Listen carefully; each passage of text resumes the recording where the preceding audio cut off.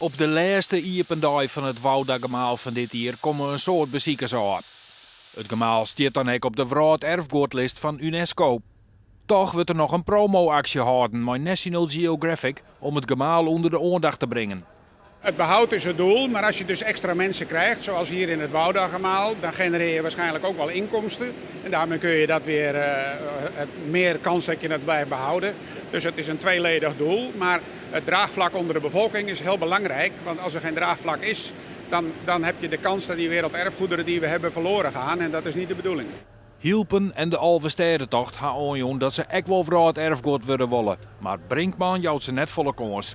Want je moet echt voor de mensheid behouden worden, hè? Zo zegt UNESCO dat. Dus dat ben je niet zomaar. Eerst moeten de kandidaten aantonen dat ze werelderfgoedwaardig zijn. En dan komen ze op de voorlopige lijst.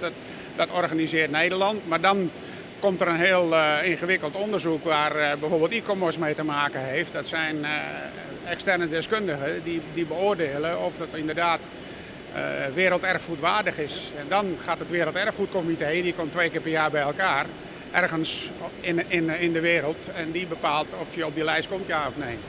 Mensen kunnen foto's maken met het grote of lietse gele kader van National Geographic bij een erfgoed en een prijs winnen. Krijgt liek als dat op de Waterleilanden dien is. Mooi succes! Ja, dat is ook griezelig leuk. Hele leuke reacties. Hoedmeesken in die kader steen gaan, bruidsperen die erin steen gaan.